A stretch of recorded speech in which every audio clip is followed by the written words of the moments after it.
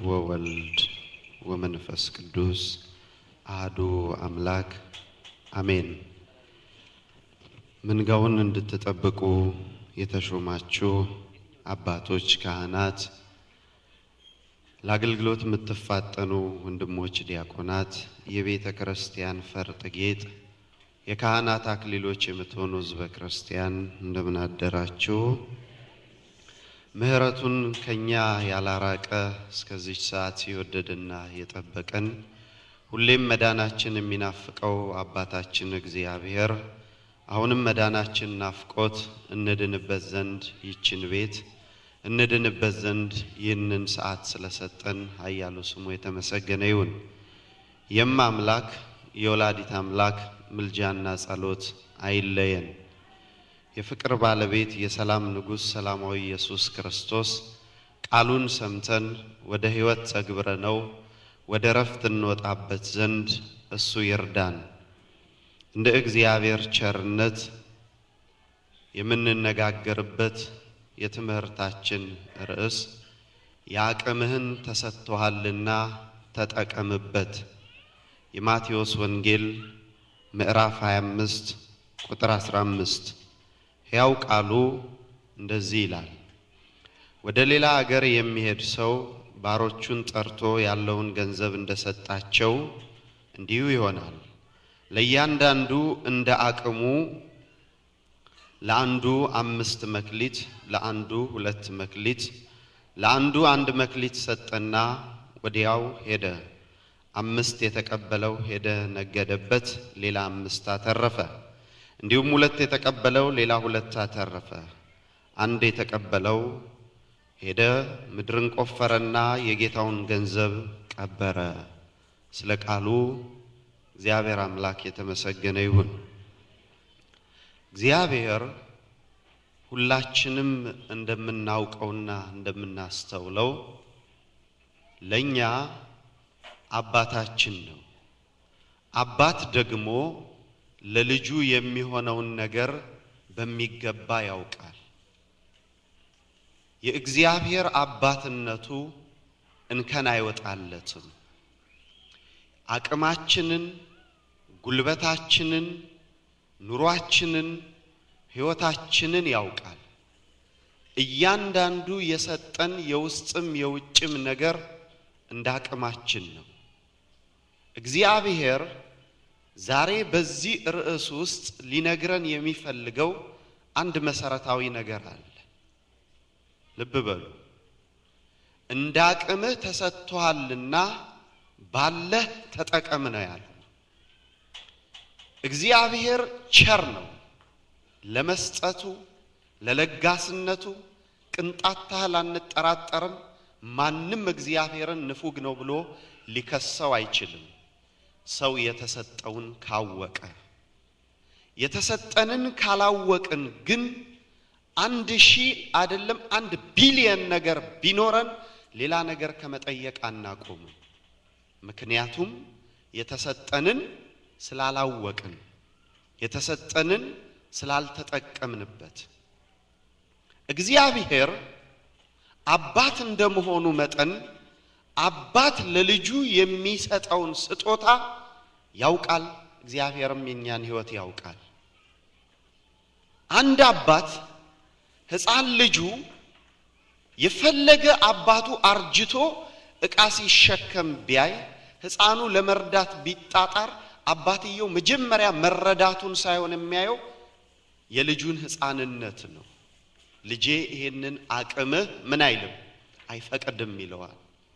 እርዳታ ይፈልጋል፣ ግን እሱ ልጁ ሊረዳው አይችልም። ለኛም እግዚአብሔር ስጦታዎችን ሲሰጠን አቅማችንን አይቶ የማንጠፋበትን፣ የምንጠቀምበትን፣ የማንፈርስበትን፣ የምንታነጽበትን ነው የሰጠን። እግዚአብሔር ደቂቃና ሰዓትን፣ ቀናትና ሳምንታትን፣ ወራትና ዓመታትን ያሳልፋል።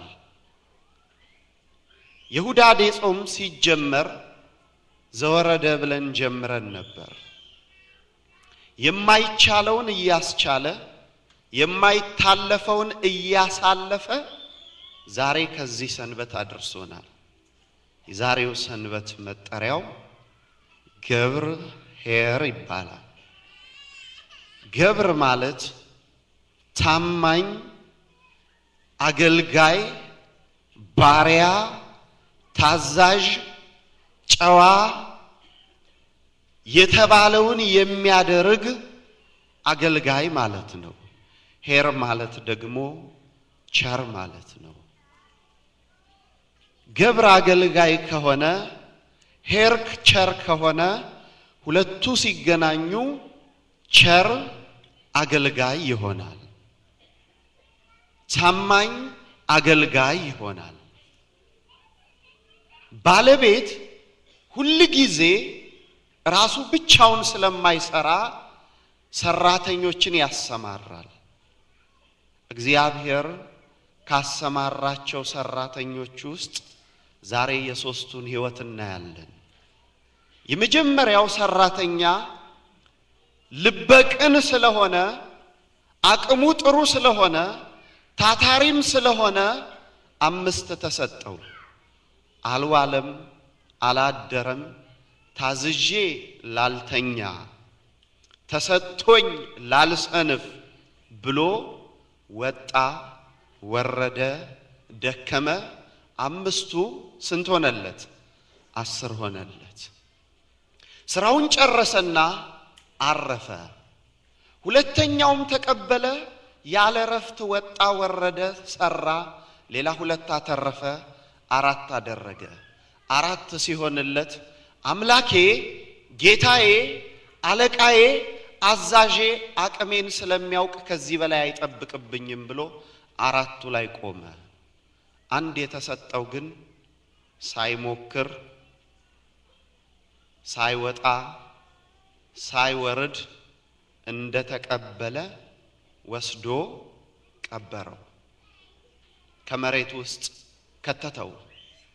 ኪሱንም አላመነም ቤቱንም አላመነም። ማንንም የማይጠረጥረው ቦታ ወስዶ ቀበረው። ማንንም የማይጠረጥርበት ቦታ። ስንት ነገር ደብቀን አስቀምጠን ይሆን? ማንንም ፈልጎ እንዳያገኘው ስንት አድራሻ አጥፍተን ይሆን? ቀበረ። ሲመለስ ቀረበ። ልብ በሉ። ሲሰጥም መጥቷል። ሳይሰራም እንደገና መጥቷል። አንተስ ሲባል አንተ ጨካኝ ስለሆንክ ቢጠፋ ልታሰቃየኝ ስለምትችል የሰጠኸኝን ወስጄ ቀበርኩታል። መድኃኔዓለም የተሰጠንን ከመቅበር ያድነን። የተሰጠንን ነገር ከተጠቀምንበት ሌላ ትርፍ አንፈልግም። የተሰጠንን ነገር ካወቅንበት ሌላ ልመና ድምጽ አናወጣም። እኛ የተሰጠንን ካወቅን ኃላፊነታችንን ከተወጣን ድርሻችንን ካደረግን እውነቴን ነው የምላችሁ እግዚአብሔር ቤት የምንቆመው ለምስጋና ይሆናል። ስለሰጠኸኝ አመሰግንሃለሁ፣ ስላደረክልኝ አመሰግንሃለሁ፣ ስለ ቸርነት አመሰግንሃለሁ፣ አድርገህልኛልና በቸርነት አመሰግናለሁ ነው የምንለው። ግን ያለንን ካላወቅ ነው ያለንን ካልተጠቀምንበት ሁሉ ጊዜ ምኖች ነው ምን ሆነው? ለማኞች ነው ምን ሆነው? ስጠኝ፣ ጨምርልኝ፣ አድርግልኝ ሰውንም እግዚአብሔርንም አስቸጋሪዎች እንሆናለን። ገጥሟችሁ አያውቅም? አንዳንድ ሰው ሁሉ ጊዜ ከአፉ የሚወጣው ተቃራኒ ነገር። ኑሮ እንዴት ነው? ተወኝ ባክህ። ጤና እንዴት ነው? ተወኝ ባክህ። ቤት እንዴት ነው? ተወኝ ባክህ። ሞቼ ባርፍ ይሻላል። ገንዘብ አለ? የለኝም። ምን አለ? የለኝም። ታዲያ እግዚአብሔር ያንን ሰው እንዴት አድርጎ ሊባርከው ይችላል? በቃኛ ያውቅማ። በምድር ላይ አልቅትና ሲኦል ብቻ ናቸው የማይጠግቡት። አልቅት የሰው ደም ቢጠጣ አይጠቅመው። ማመስገን የማይችልም ሰው 5 አይደለም 10 አይደለም ሺዎች ቢሰጠው ከመጠየቅ ወደ ኋላ አይልም ከመሰብሰብ ወደ ኋላ አይልም እስኪ መጀመሪያ ወደ ራሳችን እንመለስ ወደ ሰው ህይወት ከማየታችን እስኪ መጀመሪያ ወደ ራሳችን እንመልከት ሰው ላይ ያለውን ነገር ከማየት የኛ ይበልጥ እኮ ይሆናል አይበልጥም እንዴ አስተውላችሁ ታውቃላችሁ እስኪ ተፈራረዱ ከራሳችሁ ግን መስታወት ፊት ቁሙና እኔ ታማኝ ነኝ ወይ እግዚአብሔር ሰርቶኛል እግዚአብሔር ፈጥሮኛል እኔ ታማኝ ነኝ ወይ ባለኝ እየተጠቀምኩ ነው ወይ ካልን መልሱ ምን እንደሚሆን ታውቃላችሁ ዝምታ ብቻ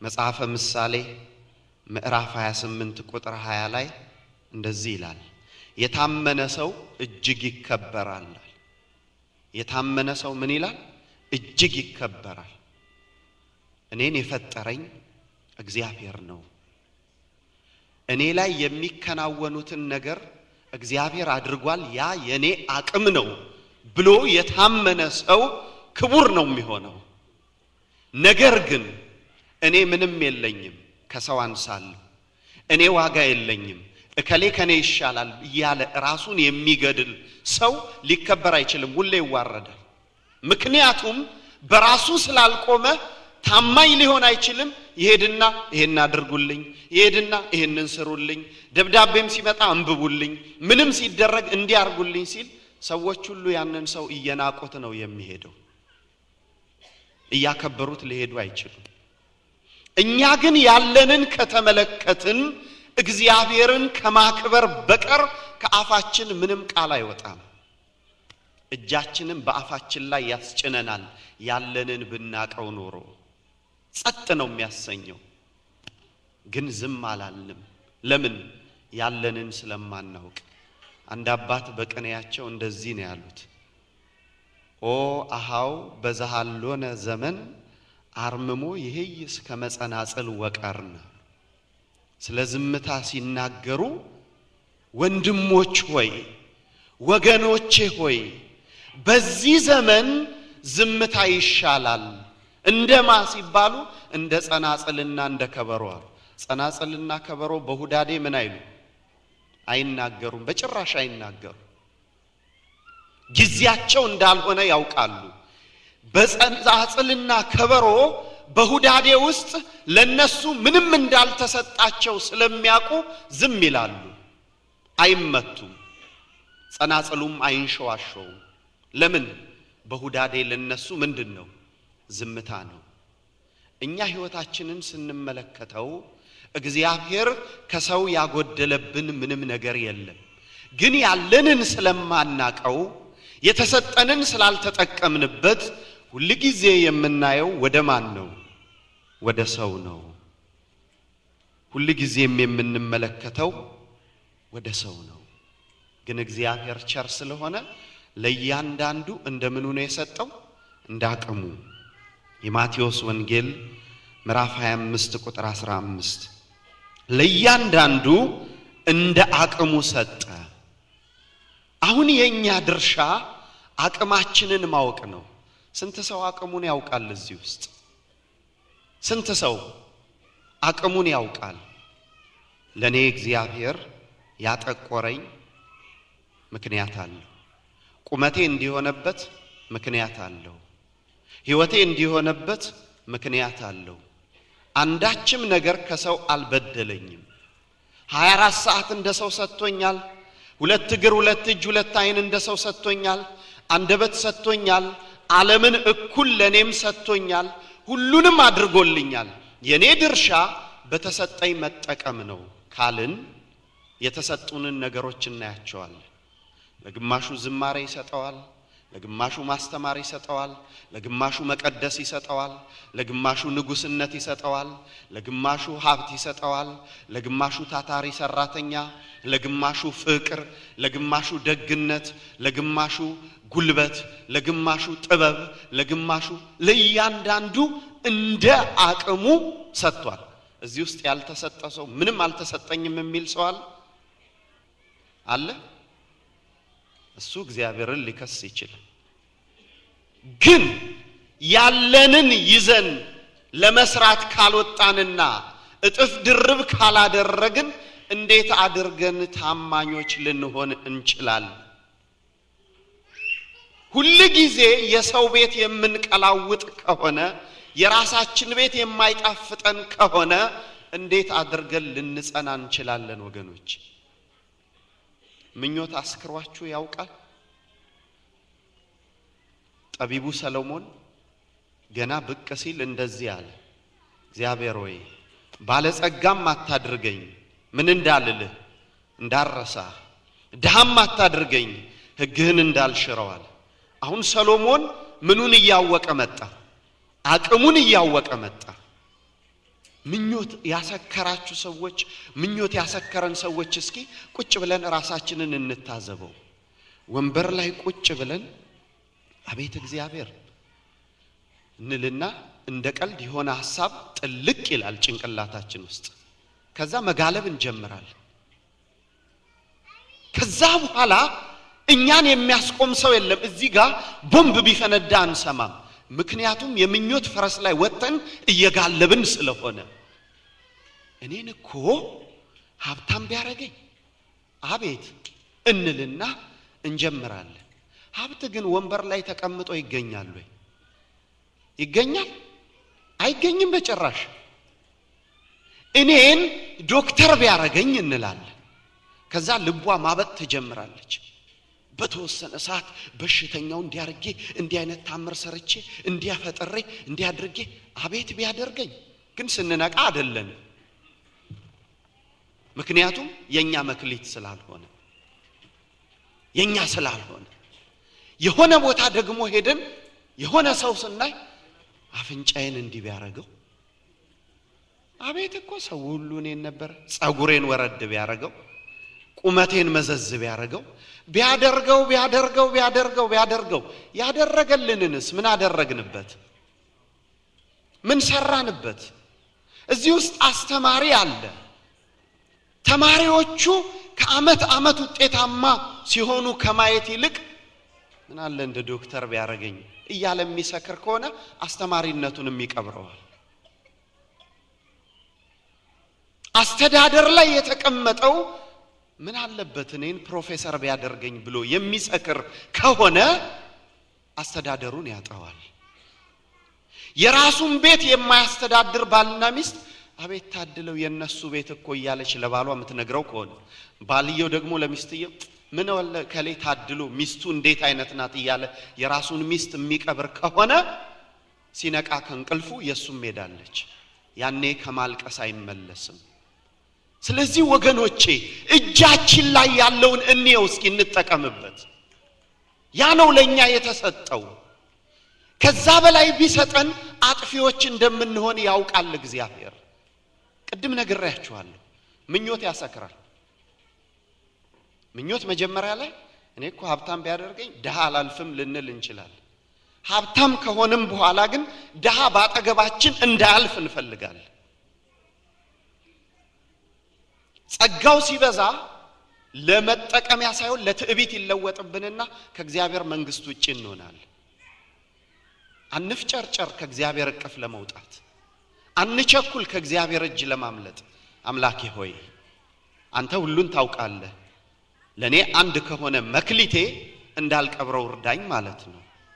ግን ብዙ ሰው መክሊቱን ቀብሯል።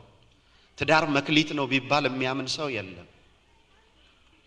ቤተ ክርስቲያን ውስጥ ታማኝ ምእመን መሆን መክሊት ነው ቢባል የሚያምን ሰው የሚቀበል ሰው የለም። ልጆችን በስርዓት ማሳደግ መክሊት ነው ቢባል የሚያምን ሰው የለም። አገር ቤት ያሉትን ዘመዶቹን መርዳት መክሊት ነው ቢባል በፍጹም አያምንም። እና ለሱ ምንድነው አገር ቤት ሄዶ ከአሜሪካ ነው የመጣሁት ብሎ ዶላር ፍለፊት ሰው ፍለፊት እየመነዘረ መጎረር ለሱ መክሊት ነው። እዚህ ሆኖ መርዳት ግን ሰው ስለማያየው በጣም ያበሳጨው። ሁሉ ጊዜ የምንፈልጋቸው መክሊቶች ሰው ላይ ያሉ እንጂ እኛ ጋር ያሉትን በፍጹም አስተውለናቸው አናቅም። እጃችን ላይ ያሉት መክሊቶች መዳብ ሆነውብናል፣ ወርቅነታቸው ቀርቶ። ምን እናድርግ? እግዚአብሔርን በምንድነው የምንከሰው? እግዚአብሔርን በምንድነው የምንወቅሰው?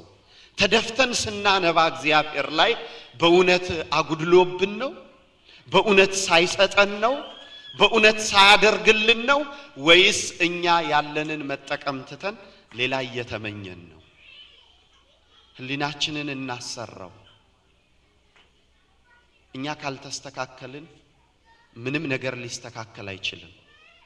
አንድ ሰባኪ ማታ ሊሰብክ ርዕስ ሲያፈላልግ ርዕስ አጣ። ጨነቀው የሚሰብከው። የተጨነቀው ግን ርዕስ አልቆ ሳይሆን ልጁ ያስቸገረው ስለነበረ ነው። ሕፃን ልጁ ሲያስቸግረው ለሕፃን ልጁ የሚገጣጠም ካርታ መጣና ሰጠው።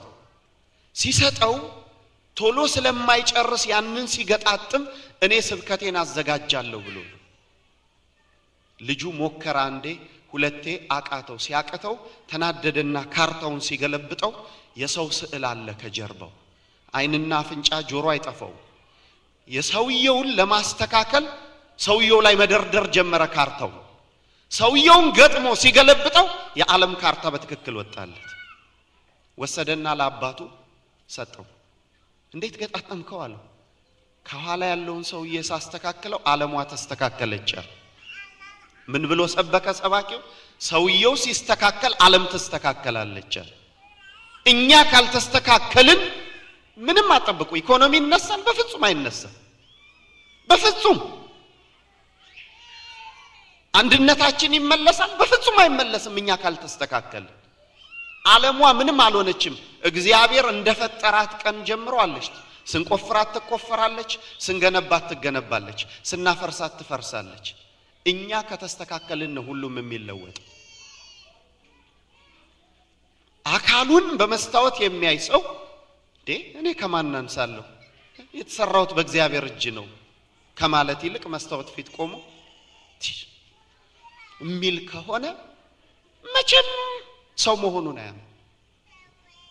እዚህ ጋር 100 ብሩ ተባርካለት በሰላም የሚኖረው ሰው እዚህ ጋር ገንዘብ አምጥቼ ካላለቀስኩ የሚል ሰው ከሆነ መቼም አይስተካከል።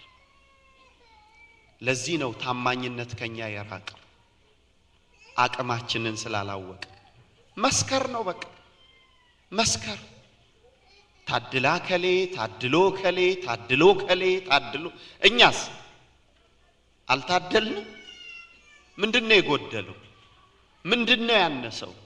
ለሰው የተሰጠ ለኛ ያልተሰጠ ምን አለ ስንል ምንም የለም። 5 የተሰጠው ባሪያ ግን 5ቱንም ተቀብሎ ጌታ ሆይ እርዳኝ እያለ በዛ ተጓዘ። 5 አተረፈ። 2ም የተሰጠው እርዳኝ እያለ ተጓዘ፣ በዛ አተረፈ። 1 የተሰጠው ግን ቀበረው። ምክንያቱም አንድ ነው። አንዱን ከቀበረ ምንም ሊቀረው አይችልም።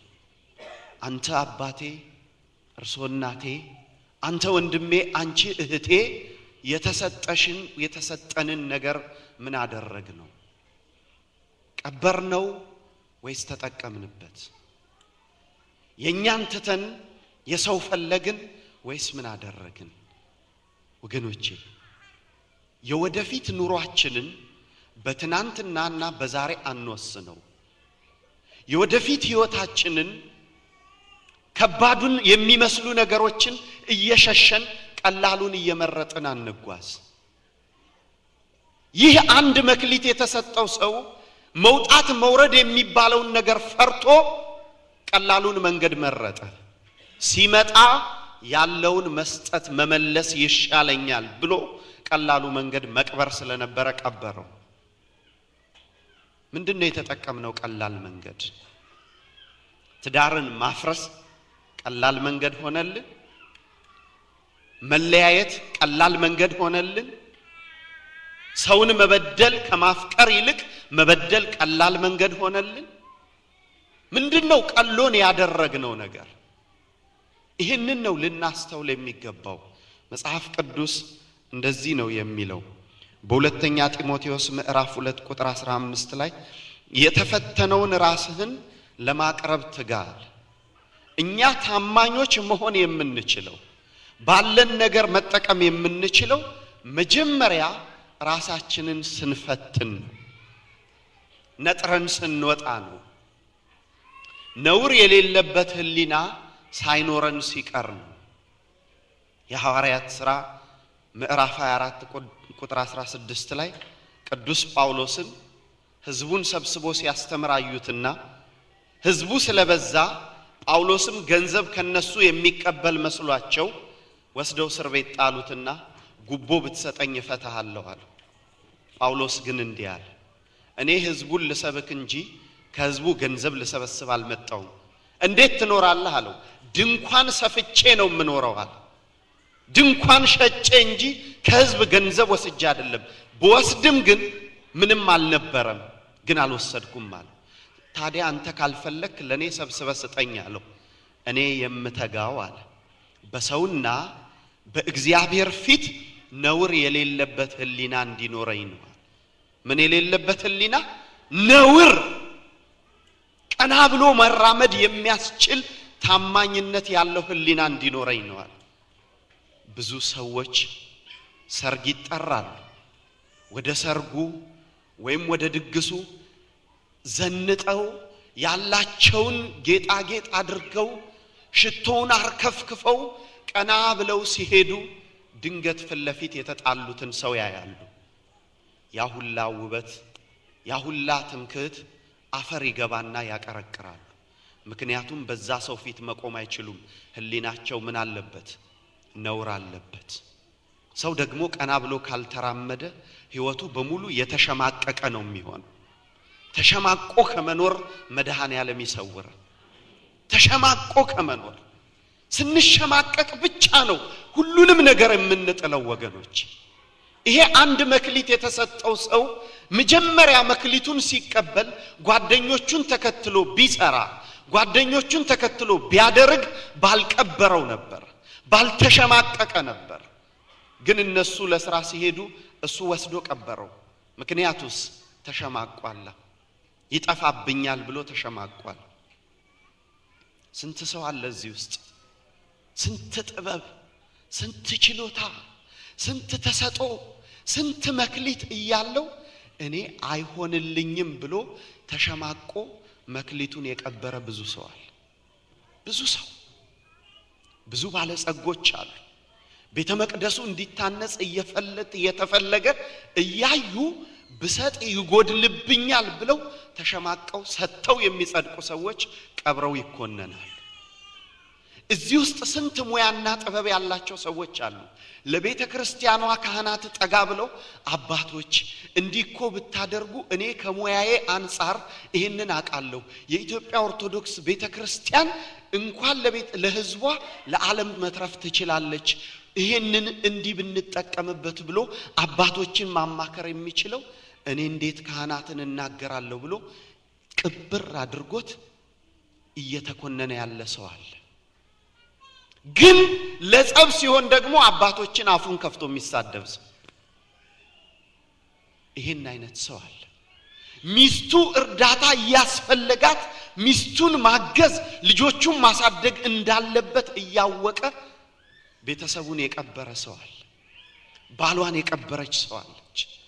መቃብር እኮ መውረድ አስፈላጊ አይደለም። በቁም የሞተ ብዙ ሰው አለ። ለምን? ስለተሸማቀቅን።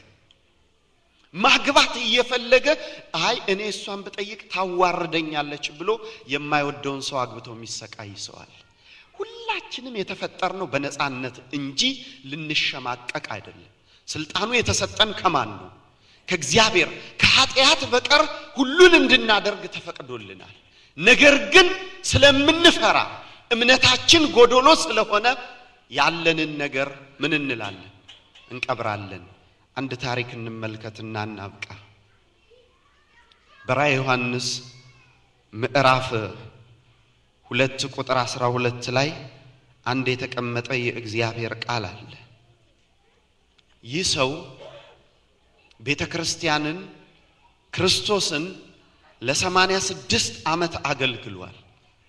በመጨረሻም ክፉ ነገስታት ያዙትና በዕለተ ዓርብ ቀን አስረውት ቤተክርስቲያንን ክርስቶስን ካድ አሉት። መካድ ቀላል ነው አላቸው። ነገር ግን 86 ዓመት ሙሉ ሳገለግለው አንድም ቀን አልበደለኝም። መድኃኒቴን እንዴት አድርጌ ክደዋለሁ አለ። ስንት ዓመት? 86 ዓመት። ራዕየ ዮሐንስ ምዕራፍ 2 ቁጥር 10 ቀን መከራን ትቀበላለህ፣ እስከ ሞት ድረስ የታመንኩን የሕይወትን አክሊል እሰጥሃለሁ። መንፈስ ለአብያተ ክርስቲያናት የሚለውን ጆሮ ያለው ይስማ። ድል ለነሳው በሁለተኛው ሞት አይጎዳም። ይህን ያህል ዘመን ስኖር ስላልበደለኝ አልክደውም ሲላቸው በእሳት አቃጥለው ገደሉት።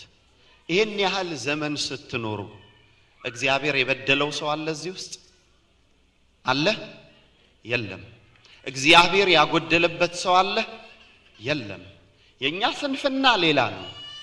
እኩል 24 ሰዓት፣ እኩል የሥራ መስክ፣ እኩል ትምህርት ቤት፣ እኩል የጽድቅ መንገድ ለሁሉም ሰው ከፍቶ ሰጥቷል። በራሳችን መንገድ ተጉዘን የተጎዳነው ጉዳት ተጠያቂው ራሳችን ነን። ነገር ግን እግዚአብሔር ሰጥቶን እኛ ራሳችንን መታመን አቅቶን ሰው ላይ ተደግፈን ሰዎች ሲከዱን አብረን የወደቅን ሰዎች አሁን የትንሣኤ ቀናችን የቀበርነውን መክሊት እንጠቀምበት። ሁሉ ጊዜ ወገኖቼ አሳ ያጠመደ የሚሰጣችሁን ሰው አትከተሉ። እየፈተፈተ የሚያጎርሳችሁንም ሰው አትከተሉት። መፈትፈት የሚያስተምራችሁን ተከተሉ። አሳ ያወጣ የሚሰጣችሁን ሳይሆን አሳ ማውጣት የሚያስተምራችሁን ሰው ተደገፉ። ምክንያቱም እሱ አሳ ማውጣት ካሳያችሁ ራሳችሁ ትችላላችሁ። ቢኖርም ባይኖርም አይጨንቅም። እኛ ግን አሁን ያለነው ከሰው ጋር ነው፣ ከእግዚአብሔር ጋር አይደለም። ስለዚህ እንሸማቀቃለን። ስንሸማቀቅ የምንሰራው ሥራ ሁሉ ሰባራ ነው። የሐዋርያት ሥራ ምዕራፍ 5 ቁጥር 1 ላይ አንድ የተፈጸመ ታሪክ አለ። ሰው በራሱ ካልተማመነ ሞቱን እንደሚያመጣ። የሐዋርያት ሥራ ምዕራፍ 5 ቁጥር 1 ላይ ሐናንያ የተባለ አንድ ሰው ሰጲራ ከተባለች ሚስቱ ጋር መሬት ሸጠ። ሚስቱም ደግሞ ስታውቅ ከሽያጩ አስቀረ። እኩሌታውን አምጥቶ በሐዋርያት እግር አጠገብ አኖረው ይላል። እንደዚህ አይነት ጉባኤ በዘመነ ሐዋርያት ነበር። እነዛ ሐዋርያት ህዝቡን ሲያስተምሩ ህዝቡ ከፍቅሩ የተነሳ የቤቱን ምግብ ያመጣና ሐዋርያት እግር ስር ያስቀምጣል። ገንዘቡን ያመጣና ሐዋርያት እግር ስር ያስቀምጣል። ከዛም በኋላ ምን ያደርጋሉ? አብረው በልተው አብረው ጠጥተው በጸሎት ወደ ማደሪያቸው ይለያያሉ። የተቸገረ ሰው ካለ ከዚያ ገንዘብ ላይ ይነሳና ይሰጣል። የተራበ ካለ ከዚያ ምግብ ይበላል። ሐዋርያት ምንም አይሳቀቁም። እነሱ ድርሻቸው ማገልገል ብቻ ነው። ህዝቡ ደግሞ ድርሻው መገልገልና መባ አቅርቦ መባረክ ነው። እነዚህ ባልና ሚስቶች ግን ይሄንን አያደርጉ። አንተ አለችው እስከመቼ ከዚህ ጉባኤ ተለይተን እንቀራለን?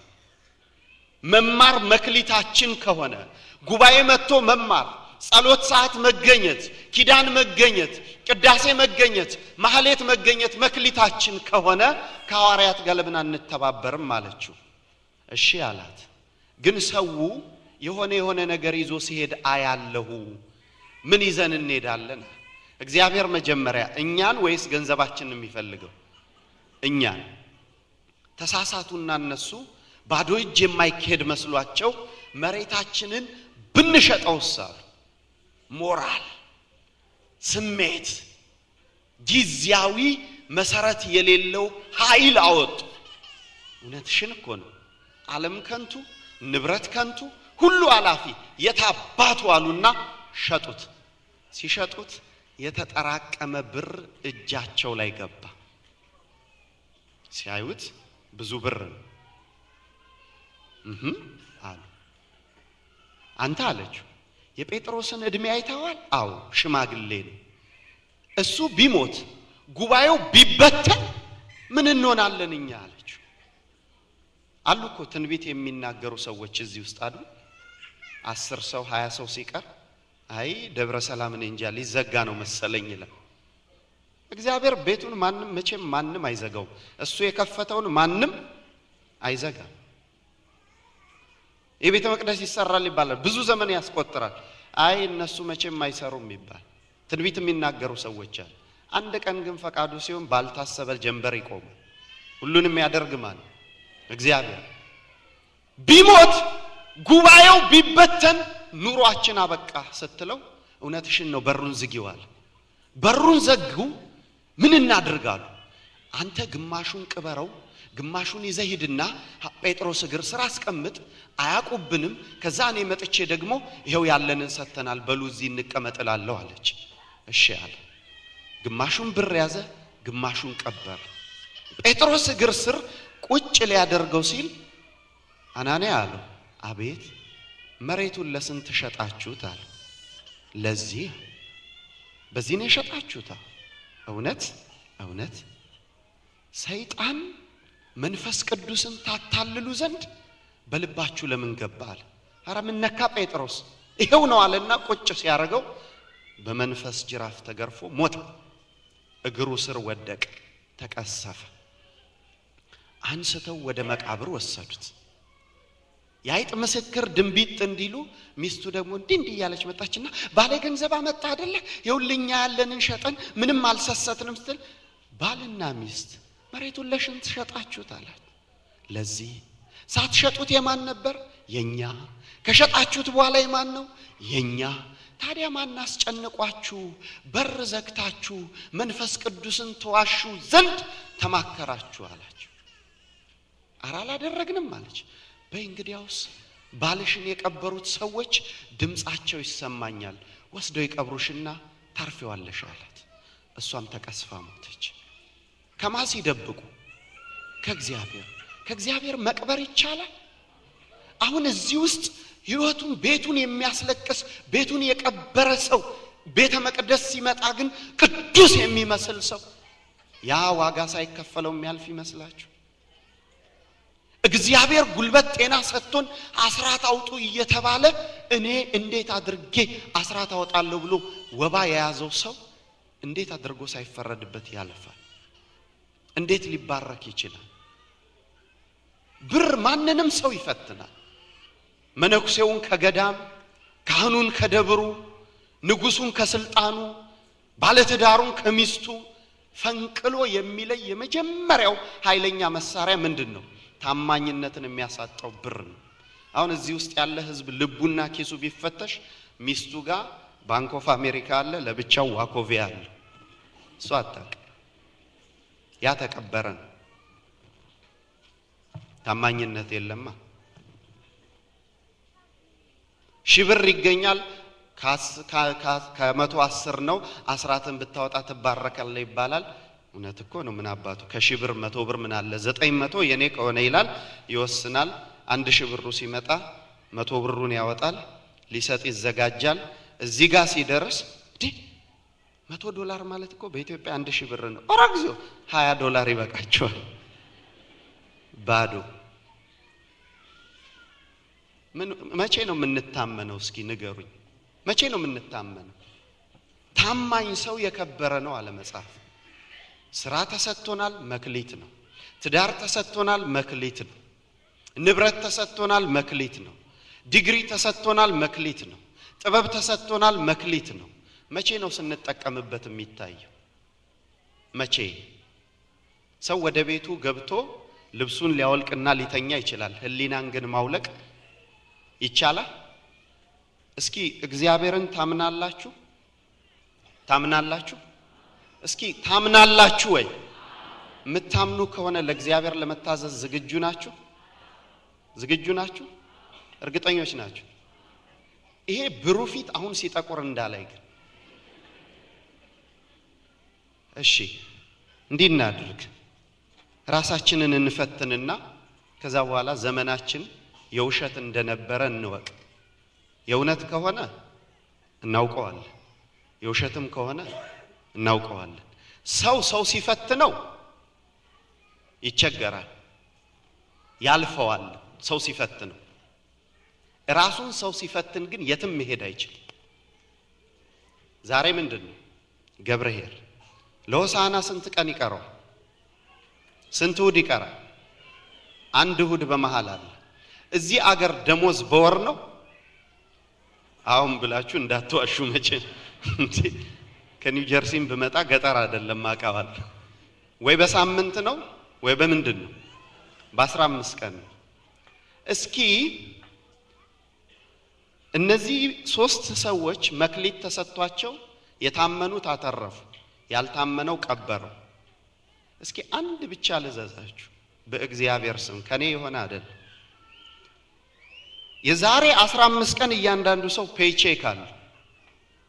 የፈለገ 100 የሚከፈላችሁ 200 300 400 የሚከፈላችሁ እስኪ እችን ለህሊናችሁ ልተውና መድኃኔዓለም አምናለሁ እግዚአብሔርን እናምናለን እንታዘዛለን ብላችኋል። እኔም ሰምቻለሁ እግዚአብሔርም አይቷል። የዛሬ 15 ቀን ማንም ሰው አንድ ነገር እንዲያደርግ ፈልጋለሁ። ለስጦታ አይደለም፣ አይዟችሁ ፊታችሁ አይጥቋር ቸጋራ ነው።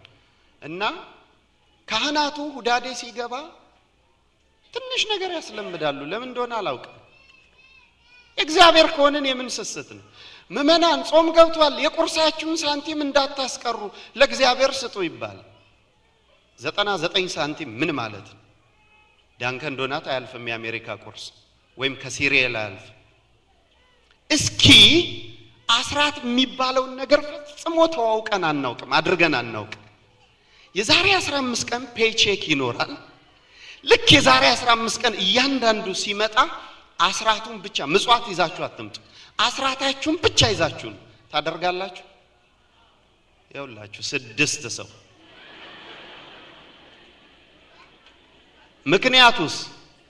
ምክንያቱ ምንድነው? የሚነግረኝ ሰው አለ? ሰይጣን ታማኝ እንድንሆን አይፈልግ። አሁን ተናግረን ምላሳችንን ያሱጠናል። አሁን ተናግረን አሁን እያንዳንዱ ሰው መቁጠር ጀምሯል። እርግጠኛ ቆይ ስንት ነበር ፔይቼክ? ስንት ቀን ሰርቻለሁ? ኦኬ ማለት አሁን በዚህ ፔይቼክ 800 ብር አገኝ 80 ብር ኢትዮጵያ ብሄድ 1000 ብር። አራ አፉን ይዝጋው። ይሄ ሰባኪ ሁለተኛ ይምጣል ትሉ አይደለም? እንዲህ ነው የሚጫወትብን ሰይጣን። እንዲህ አድርጎ ነው በነፍሰ ስጋችን የሚጫወት። ምክንያቱም እንደምንጸድቅ ያውቃል። ከጸደቅን ደግሞ ሲኦል ባዶ እንደምትሆን ስለሚያውቅ ከእግዚአብሔር የሚያለያየን ታማኝ እንዳንሆን አድርጎ ነው። አፋችንና ልባችን መቼም ምን አይልም አይገናኝም። ሱቅ ስትገቡ ጆሮአችሁን ጣል አድርጉ። አበሾች ነን አይደለም? ገበያ ስንገባ ጆሮአችሁን ጣል አድርጉ። 2 ወይም 3 ከሆኑ ገበያው የሚያልቀው በክርክር ነው። አንዱ ጫማው ያምረዋል ወይም ልብሱ ያምረውና ሲያነሳው $90 $100 ይላል። አንተ አብደሃል እንዴ? በገንዘብ ለምን ትጫወታለህ? ይሄ እኮ ኢትዮጵያ ማለት 1000 ብር ገዛው ነው ሲለዋል። የዛኔ ያ ሰው እውነትህን እኮ ነው ባልለብስስ ቁጭ ምግብም ሲሆን እያማረው ባልበላውስ የሚያስበው በማብር ነው። ግን እዚህ ሀገር ምን ከፍለው በማብር ነው፣ በዶላር እንጂ በኢትዮጵያ ብር አይደል። ስለዚህ ልትታመኑ ቃል ትገባላችሁ። እያንዳንዱ ሰው አስራቱን ሊያመጣ ቃል ይገባል። እስኪ እዚህ ጋር ታመጣላችሁ? እናንተ ዝም በሉ። እናንተስ ይውላችሁ። እኔ ይሄንን ከዚህ በላይ አልናገር። ከፊት ያሉት 6 ሰዎች ብቻ ናቸው አዎ ያሉት። ምንድነው የሚያስፈራን? እስኪ ምንድነው የሚያንቀጠቅጠው ስንል ገንዘብ የሚባለው ቃል ብቻ የሚጎድል ስለሚመስለን ብቻ። እለቱ የታማኝነት ቃል ነው። ለህሊናችሁ ሰጥቻለሁ። የታማኝ ሰው የታማኝነቱን ይሰራል። ያልታመነ ደግሞ ራሱንም እግዚአብሔርንም ቤተሰብንም ሲክድ ይኖራል። ከሃዲና ተሸማቃጭ ከመሆን መድኃኔዓለም ያድነን። ተሸማቆ ከመኖር በብር ተገዝቶ ከመኖር እሱ ይሰውራል። ወገኖቼ ብራችን ዓለምን እንደሚያንቀሳቅስ እናውቃለን። የብርን ጥቅም እናውቃለን። የብርን ጥቅም እንረዳለን። ለዚህም ነው የኛ ቤት በአንዲት ቦክስ የምትሰበር ቤት ውስጥ እያደረን ብራችን በፓስወርድ በካሜራ በዘበኛ እንደገና በምን በካዝና ተጠብቆ የሚቆም።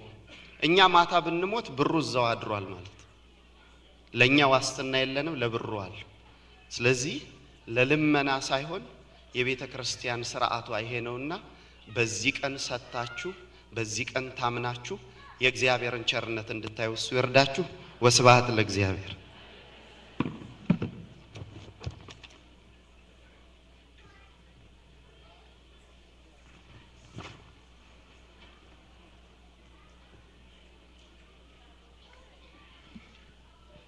ወንድማችን ዲያቆን ሕዝቅያስ ማሞን ይህን የመሰለ ሰማይና ምድር ሲያልፍ የማያልፈውን የእግዚአብሔርን ቃል ስላስተላለፈልን ቃለ ሕይወት ያሰማልን ቃለ ሕይወት ያሰማልን ቃለ ሕይወት ያሰማልን መድኃኔዓለም የሰማነውን በልባችን አሳድሮ አምላከ ቅዱስ ገብረ መንፈስ ቅዱስ ለፍሬ ለበረከት ለትርፍ እሱን ለማወቅ ያለ ጽድቅ ያደርግልን ዘንድ ፈቃዱ ይሁንልን ፈተና ነው የተሰጠን አይደለም አሁን 15 ቀን ያውም ሕዝቅያስ እኮ አይደለም እኮ ወንድማችን ዲያቆን ሕዝቅያስ አይደለም ፈተናውን የሰጠን ትንቢተ ሚልክያስ ምዕራፍ 3 ነው ፈተናውን የሰጠን ፈትኑኝ ይላል እግዚአብሔር ይላል ራሱ ቃሉ እኮ ሰው እግዚአብሔርን ይሰርቃልን በምን ሰረቃችሁኝ ብላችኋል በአስራትና በበኩራት ነው አስራታችሁን ወደ ጎተራው ባታገቡ ወይንም አግቡና እኔ ባላትረፈርፍላችሁ ፈትኑኝ ይላል እግዚአብሔር አንብቡት ቤታችሁ እንግዲህ እግዚአብሔር ነው ፈትኑኝ ያለው እግዚአብሔር ፈትኑኝ አትፈተኑ የሚል እኔም ፈትኑኝ ካለ ምን ይደረጋል እንግዲህ እስኪ ኑሮ የጎደለብን ምንል ገንዘቡን ሰራዋለሁ ጠብ አለላለኝ የምንል ሰዎች እስኪ ለአንድ ወር ለሁለት ወር ከ10 አንድ እንስጥና ጠብ አይል እንደሆነ እግዚአብሔርን ፈትነው እስኪ እውነት ለመናገር አስራትን የመሰለ በእውነት ጸጋ ይለው 50 ብር ያገኙ አስራት የሚያወጡ አሉ ኢትዮጵያ ውስጥ እና እንደ እግዚአብሔር ፈቃደኛ ሰርተን ደክመን የምናገኘው ነገር ነው ግን ትምርቱ ላይ ለመጨመር ሳይሆን ፈተናው አሁን የደረሰ የተቀበልነው ፈተና ለ15 ቀን ተንጠልጥሎ የሚቀር ሳይሆን ከዛም በኋላ እግዚአብሔር ፈትኑኝ ብሏልና እስኪ ፈትነነው ወይም ደግሞ ሰተን ያጎልብን እንደሆነ እግዚአብሔርን ፈትነው እና በእውነት ትንቢተ ሚልክያስ ምዕራፍ 3ን አንብቡ እንደገና ደግሞ ሌሎችም እንደዚሁ ከአስራት በኩራት ጋር የተያዙ ብዙ ነገሮች አሉ ቤተክርስቲያን አስራት በኩራት ብታወጣ አንዲት ጥላት ዞርም ነበር እዚህ ይሄን ነው ወደ በልባችን መጻፍ ያለብንና አምላካችን አሁንም የሰማውን በልቦናችን አሳድሮ እሱ በቸርነቱ እንደኛ ያደለ እንደሱ አቅም ሰጥቶን ልቦና ሰጥቶን አድርጋ ይዞ የሚል ልቦናና ድፍረት ሰጥቶን እሱ የሰጠንን ገንዘብ መልሰን ለሱ የምንሰጥበትን ጥበብ እንዲሰጠን መድኃኔዓለም ፈቃዱ ይሁንልን ወደ መጨረሻው ጸሎት እንሄዳለን